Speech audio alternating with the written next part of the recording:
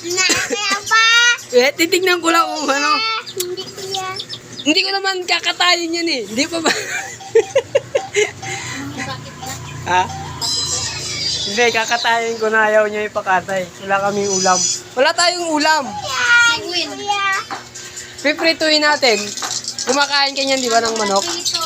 Oo. Di ba, kumakain ka ng manok? Prituin natin dali.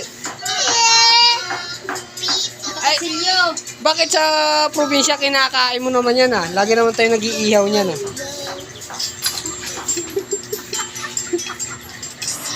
Tinamaan lang. Hindi naman laruan yan eh, pagkain yan. Ay, ito nga, nakahanda na nga yung kutsilyo. Ay, nandali. Sibil nga. Hindi naman yung paksin ka walang ulam. Oo, wala tayong ulam. Ay, ano uulamin mo? Ah, ano uulamin mo?